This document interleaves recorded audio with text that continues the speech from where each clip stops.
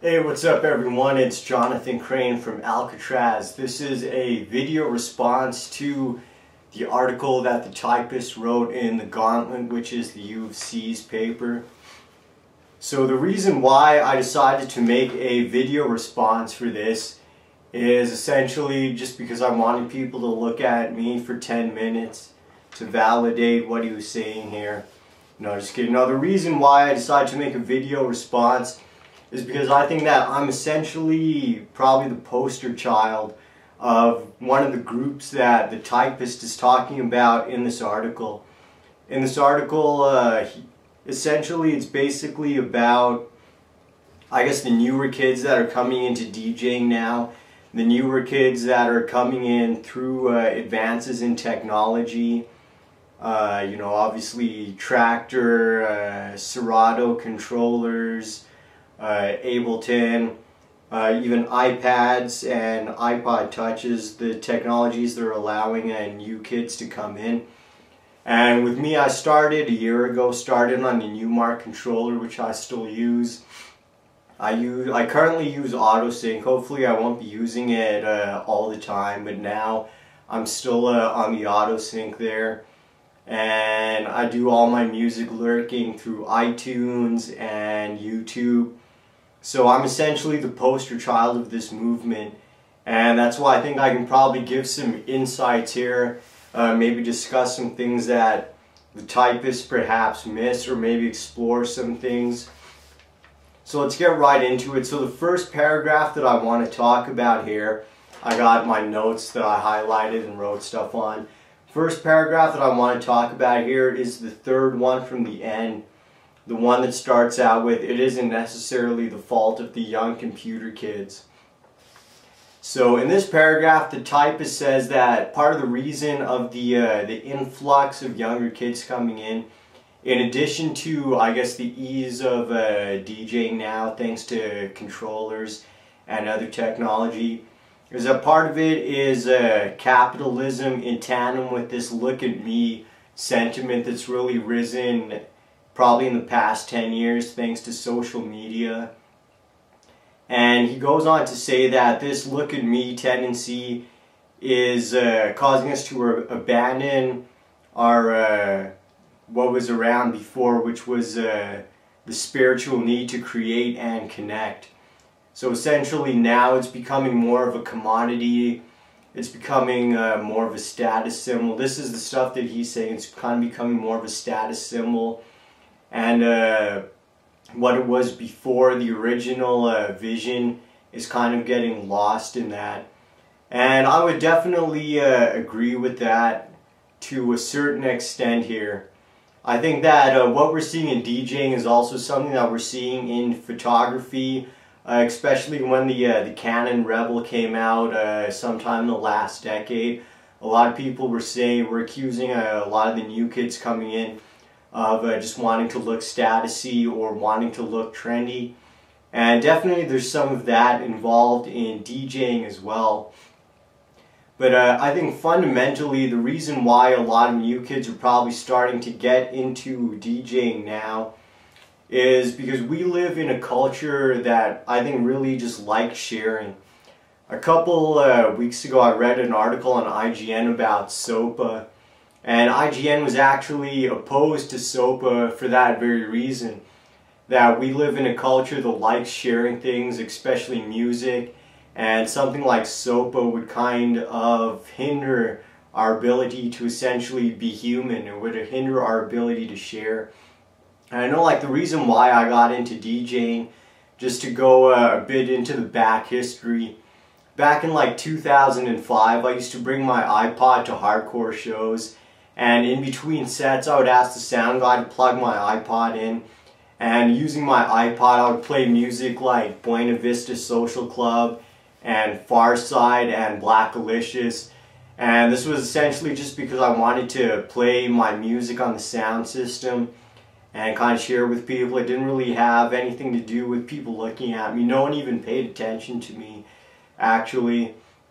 And then, let's see, I started DJing in February, and the reason why is because I started dancing in 2009, at the start of 2009.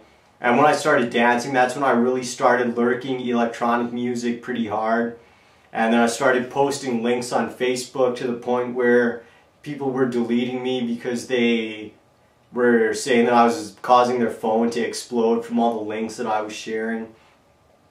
And so yeah, then I started posting a lot of links. Then one night I was on Future Shop's website looking for cheap video games, and I saw this Newmark IDJ3, and that was the first time that I kind of saw what a controller was. I had no idea what a controller was.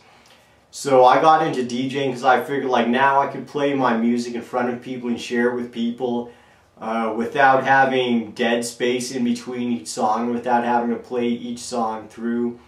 So that was kind of the main reason why I started up there. So essentially I think it evolves from a need of wanting to share things with people. And now what we're having is a lot of kids, there's a lot of kids out there who have really amazing collections of music, and they've never touched any DJ equipment before. They never had a desire to start DJing, probably because before controllers, DJing was a significant investment. You had to get a mixer and decks and then a Serato box and then a good laptop if you didn't have one already. So I think now this kind of influx of technology is allowing a lot of kids to come in and share their music with other people, and that's really making for a lot of interesting nights, a lot of interesting sets. So definitely there is a bit of trendiness there, a bit of wanting to be statusy, but I also think that just sharing music is probably a big goal behind it as well, and behind why a lot of kids are coming in. So I think that it's really easy to look at a lot of kids that use controllers or similar technology and say that this person is jumping on the bandwagon. But I think that there's probably this deep spiritual need to connect is still there. I would say still fundamentally there. Next paragraph I want to talk about is the fourth one, the one that starts out, to some readers it might sound appealing. And essentially what he's saying here is that now we live in a soulless digital world, and that it's more about ego than expression, going back to what I was saying about wanting to be statusy. And then he's going on to say that a lot of DJs just blast their minds out with drugs and aggressive dubstep. And I think that this is definitely true. I've definitely seen a lot of sets like that. But I think that one of the, it's really easy to kind of point the finger at bro step DJs or kids who are up there redlining and just playing non-stop bro step bangers. But I think that capitalism is a huge force to blame here. Now, a couple of years ago, I took a course at the U of C. It was actually a summer course, and this particular course was about drugs in pop culture. And we actually had a unit where we studied raves a bit.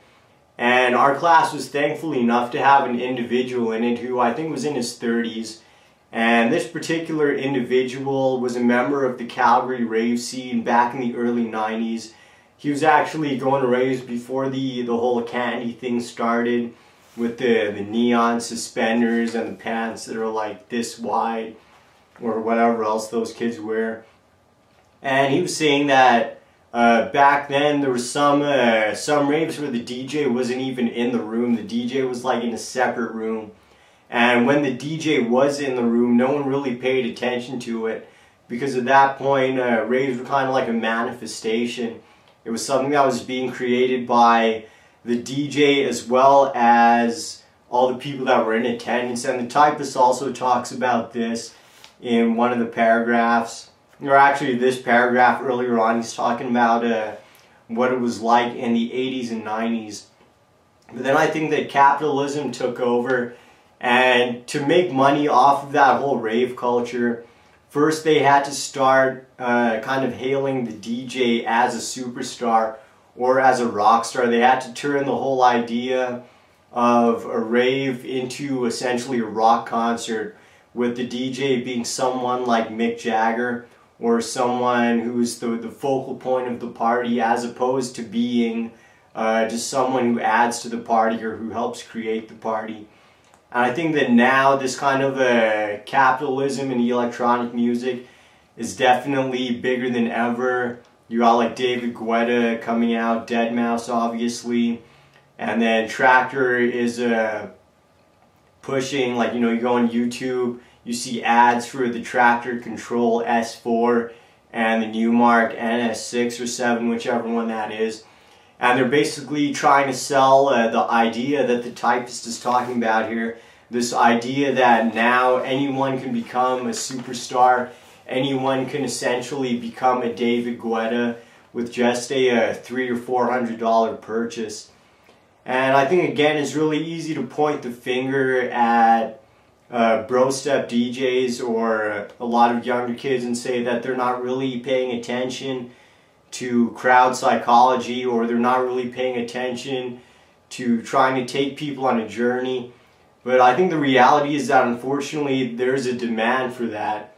I think that a lot of kids, they really don't care about soulful music, they just want straight up bangers. I've been to a lot of sets where, you know, DJ's up there playing non-stop bro step and people are going crazy, people are cheering him on. People are liking his page on Facebook, giving him like 400 likes on Facebook. So I think that unfortunately there's definitely a demand for that right now. And I think it's kind of a vicious circle because there's a demand for that. That's what a lot of younger kids coming in now are playing. I don't think it has anything to do with the fact that they just want to be famous and not really focus on honing the craft and taking people on a journey.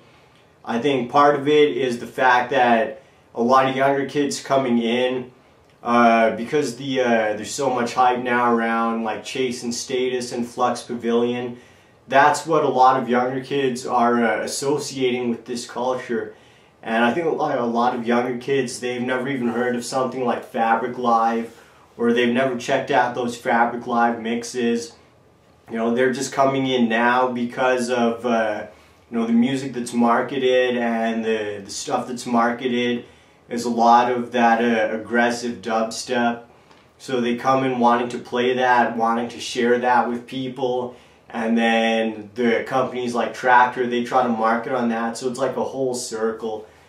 So really, I think the capitalism is playing a huge force in the downfall of this. And again, I think it's really easy to blame the individual DJs, but I think that there's kind of like a vicious cycle really going on here. And I think that the cycle is really to blame, as opposed to, for example, blaming individual people for wanting to be statusy. So now the next paragraph that I want to talk about here is the third paragraph, the one that says, one of the problems with DJing is that it's too easy. And I think that this is definitely getting to be the case. And I think that, you know, there's obviously some advantages and disadvantages here. Advantages, like I was saying, it allows kids with good collections to come in. Disadvantage is that it allows perhaps some weirdos to come in. But I think that one of the perhaps an unforeseen advantage of this is that now that a lot more people are aware how DJing works, I think that they're going to start to realize that what goes on behind the booth is not really that difficult. I mean, it is difficult. Like, if you go on YouTube and you search for a guy named Skins, I'll put a link in the description there. But if you look at Skins videos about DJing, you'll see that there is a lot of really tricky stuff to DJing, a lot of really hard stuff. But relative to other things, it's I would say relatively easy. You know, relative to what the guys in DMC do, or like the style of mixing that DJ Pump does, just you know, straight mixing tracks really on a relative scale is not that hard. So I think that now that a lot more people are starting to realize what goes on behind the booth, hopefully a lot more people will stop regarding the DJ as maybe an ultra celebrity, and it'll start returning to the old days where, you know, people just go to a club to dance and they don't go to a club to kind of all stare at the DJ and regard the DJ as a figure like Mick Jagger. So I think that getting to that stage is probably a few years off, but I think that because now of the ease of DJing, hopefully we could be seeing potentially a return to that state. And I think that that's the last thing that I want to talk about here, is that obviously, like I was saying, this is kind of a vicious cycle that's driven by capitalism. And I think the best way to kind of fight against this vicious cycle is to obviously eliminate a stage in this particular cycle. And I think that a way that that can be done is to kind of eliminate this view that the DJ is a superstar or a celebrity. Now, I think that a lot of DJs, you know, they do deserve recognition. I'm not saying that we should stop putting their names on flyers or stop having them in the room or on the stage even. But I think that, you know, it's getting kind of to a really strange stage where DJs are having band riders that are perhaps as elaborate as, you know, the Rolling Stones or the Killers or one of those big rock bands. So I think that, you know, the other day I went to a bar here in South Calgary called Hudson's. A lot of you have probably been there.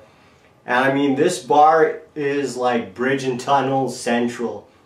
Like, this is a pretty central location for people who just want to go and party and they don't really care about or know anything about electronic culture or electronic music. And the interesting thing was that at this bar, which is generally regarded as being like a bridge and tunnel place, it was almost exactly like what it was back in the day. At this particular bar, I went on Saturday actually, and people were just dancing and having a fun time, and no one was even noticing the DJ. Like, no one was looking at the DJ, no one was paying attention to what the DJ was doing. You know, for all I know, he could have just been playing his iPod or playing just songs off of iTunes or whatever. No one would even noticed it. And, you know, in this particular setting, I think that Hudson's really created an environment that was kind of conducive to that by putting the DJ on the floor, like on the same level as everyone else. And they also constructed the dance floor so that the DJ wasn't really the focal point of everything that was going on. So I think that, you know, changing this view of DJing and of parties from the DJ being the focal point of the party back to the DJ being part of the party is really one thing that a lot of people at street level can do to kind of fight this vicious circle that is producing what the Typist is talking about here. This kind of need for people to want to become famous or want to get attention or whatever. So overall, I'm not really negating anything that the Typist is saying in this article. I just thought that I would explore it and give my my opinions and views on that, just based on the fact that I am kind of the poster child of this this new group that's coming in here. So yeah, that's my views. Feel free to comment with your opinions on that. Right, peace.